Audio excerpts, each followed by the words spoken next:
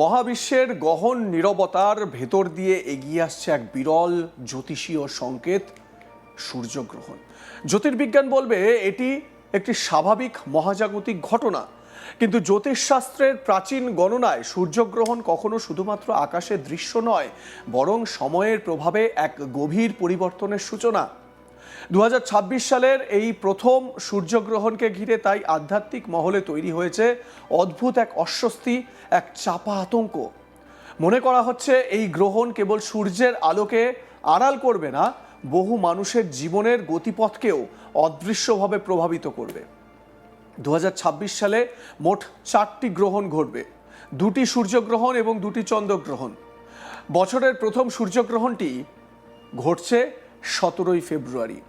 প্রাচীন জ্যোতিষ গণনায় বছরের প্রথম গ্রহণকে অত্যন্ত তাৎপর্যপূর্ণ ধরা হয়, কারণ এটি পুরো বছরের শক্তিক্ষেত্র বা এনার্জি প্যাটার্ন নির্ধারণ করে। অর্থাৎ বছরের শুরুতেই যে গ্রহণ ছায়া পড়ে তা বহু মাস ধরে মানুষের মানসিকতা, সিদ্ধান্ত এবং ভাগ্যচক্রে প্রতিফলিত হতে পারে। বৈজ্ঞানিকভাবে সূর্যগ্রহণ তখনই ঘটে যখন চাঁদ পৃথিবী ও সূর্যের মাঝখানে এসে সূর্যের আলোকে আংশিক বা সম্পূর্ণ আড়াল করে। এই ব্যাখ্যা সরল, নিরপেক্ষ, অন্তত জ্যোতির্বিজ্ঞানে এটাই ব্যাখ্যা। কিন্তু জ্যোতিষশাস্ত্রের মতে সূর্য শুধুমাত্র একটি নক্ষত্র নয়, এটি আত্মা, শক্তি, ক্ষমতা, রাজত্ব, অহং এবং জীবনের মূল প্রেরণার প্রতীক। আর চাঁদ প্রতিনিধিত্ব করে মন, আবেগ এবং অবচেতন চিন্তাকে। যখন চাঁদ সূর্যকে ঢেকে দেয় তখন প্রতীকী অর্থে মন আত্মার ওপর ছায়া ফেলে। এই অবস্থাকে বহু প্রাচীন গ্রন্থে চেতনার বিভ্রান্তি হিসেবে বর্ণনা করা হয়েছে। 2026 সালের এই সূর্যগ্রহণ ভারতীয় সময় অনুযায়ী বিকেল 3:26 শুরু হয়ে সন্ধ্যা 7:57 শেষ হবে। মোট 4 ঘন্টা 32 মিনিট স্থায়ী এই বলয়গ্রাস সূর্যগ্রহণকে জ্যোতিষীরা দীর্ঘস্থায়ী প্রভাবশালী গ্রহণ হিসেবে বিবেচনা করছেন। যদিও এটি ভারতে দৃশ্যমান হবে না এবং শাস্ত্রীয় সূতককাল প্রযোজ্য হবে না, তবুও জ্যোতিষীয় দৃষ্টিতে দৃশ্যমানতা নয়, গ্রহগত অবস্থানই প্রভাব নির্ধারণ করে।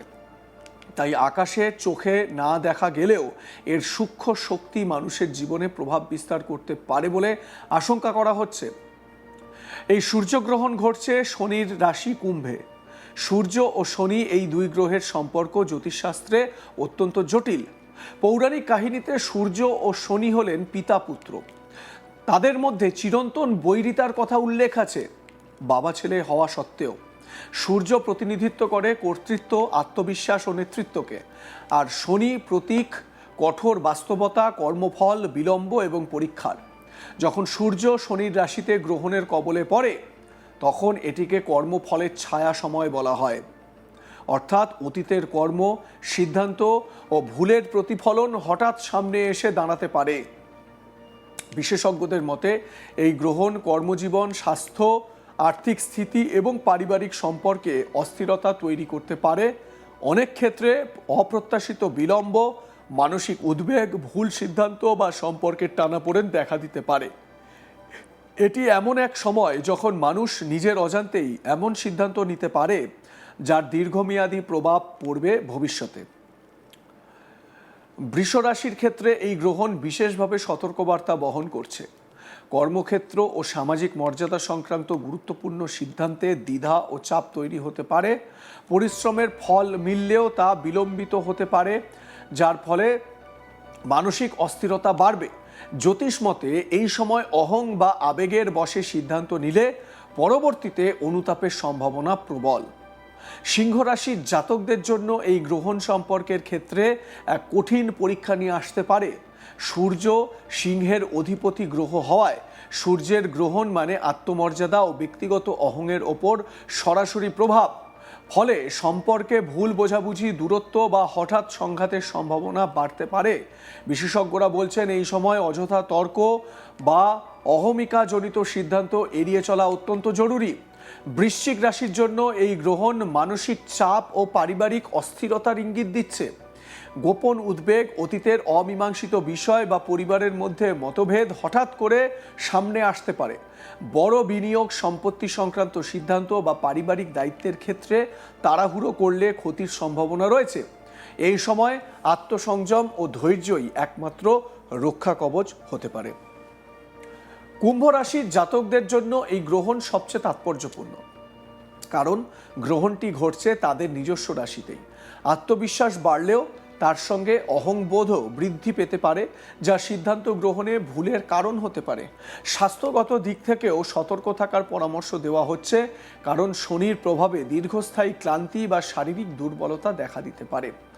জ্যোতিষশাস্ত্রে সূর্যগ্রহণকে প্রায়ই কার্মিক রিসেট বা কর্মফলের পুনর্বিন্যাস হিসেবে বর্ণনা করা হয়, অর্থাৎ অতীতে নেওয়া সিদ্ধান্ত, অবহেলা করা দায়িত্ব বা অমীমাংসিত সমস্যাগুলি এই সময় পুনরায় জীবনে ফিরে আসতে পারে। এটি এমন এক সময় যখন মানুষ অনুভব করতে পারে যে পরিস্থিতি হঠাৎ নিয়ন্ত্রণের বাইরে চলে যাচ্ছে, অথচ এর মূল কারণ লুকিয়ে আছে অতীতের কর্মকাণ্ডে। এই গ্রহণের সময় মানসিক অস্থিরতা, অনিদ্রা, অতিরিক্ত দুশ্চিন্তা বা অকারণ ভয়ের অনুভূতি বাড়তে পারে বলে আশঙ্কা করা হচ্ছে। জ্যোতিষ মতে সূর্যের আলো যখন প্রতীকীভাবে আড়াল হয়, তখন মানুষের আত্মবিশ্বাসও সাময়িকভাবে দুর্বল হয়ে পড়ে। ফলে অনেকেই নিজের সিদ্ধান্ত নিয়ে সন্দিহান হয়ে পড়তে পারেন বা ভবিষ্যৎ নিয়ে অযথা আতঙ্ক অনুভব করতে পারেন। বিশেষজ্ঞরা সতর্ক করছেন যে এই সময়ে বড় আর্থিক বিনিয়োগ, নতুন ব্যবসা শুরু, সম্পর্কের বড় সিদ্ধান্ত বা চাকরি পরিবর্তনের মতো গুরুত্বপূর্ণ পদক্ষেপ নেওয়া ঝুঁকিপূর্ণ হতে পারে, কারণ গ্রহণের ছায়া কেটে যাওয়ার আগে বাস্তব পরিস্থিতি স্পষ্টভাবে বোঝা কঠিন হয়ে পড়ে। তবে এই ভয়াবহতার মধ্যেও একটি গভীর দার্শনিক বার্তা রয়েছে। সূর্যগ্রহণ স্থায়ী নয়, এটি সাময়িক অন্ধকার, যা পরবর্তীতে আলোকে আরও তীব্রভাবে ফিরিয়ে আনে। জ্যোতিষশাস্ত্র বলছে এই সময়টি আসলে আত্মবিশ্লেষণের সময়। বাহ্যিক সাফল্যের চেয়ে অন্তর্দৃষ্টি, ধৈর্য এবং সংযমের গুরুত্ব এই সময় বেশি। মহাবিশ্বের এই বিরল ঘটনায় তাই একদিকে যেমন আশঙ্কা, তেমনি সতর্কতার আহ্বানও রয়েছে, কারণ গ্রহণের সময় নেওয়া সিদ্ধান্ত, বলা কথা বা শুরু করা কাজ অনেক সময় দীর্ঘমেয়াদী প্রভাব ফেলে। তাই এই সময় অপ্রয়োজনীয় ঝুঁকি এড়িয়ে চলা, মানসিক স্থিরতা বজায় রাখা এবং ধৈর্য ধরে পরিস্থিতি পর্যবেক্ষণ করাই শ্রেয়। সূর্য কিছুক্ষণের জন্য আড়াল হবে, কিন্তু সম্পূর্ণ নিভে যাবে না। তেমনি জীবনের আলো সাময়িকভাবে ম্লান হতে পারে, কিন্তু তা চিরতরে হারিয়ে যায় না। এই গ্রহণ যেন এক সতর্ক সংকেত, অহং, তাড়াহুড়ো এবং অস্থিরতা থেকে দূরে থেকে নিজের কর্ম ও সিদ্ধান্তের দায়িত্ব নেওয়ার সময় এসেছে। মহাবিশ্বের ছায়া কেবল ভয় দেখাতে আসে না, কখনো কখনো তা মানুষকে থামিয়ে নিজের জীবনের সত্যের মুখোমুখি দাঁড় করাতেও আসে। এবং স্বাভাবিকভাবে আপনারা এটা শুনেছেন যে গ্রহরাজ শনিদেব, তিনি কর্মফলের দেবতা, তিনি কর্মফল দেন। এবং এই যে সূর্যগ্রহণ, সেটি এই সূর্যগ্রহণে শনির যে সরাসরি প্রভাব রয়েছে, সে কথাও কিন্তু পরিষ্কার বোঝা যাচ্ছে। প্রথমেই আপনাদের বললাম যে সূর্য হচ্ছেন গিয়ে নেতৃত্বদান, রাজত্ব, কর্তৃত্ব, অহং এসবের প্রতীক, তেজ এর প্রতীক।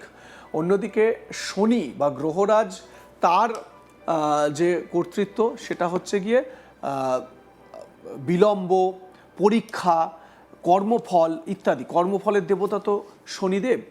তো তাই এই সময়গুলোতে, মানে এই সূর্যগ্রহণের সময়টায় স্বাভাবিকভাবে নিজেকে কিছুটা স্থির করা প্রয়োজন বলে মনে করছেন অনেকে।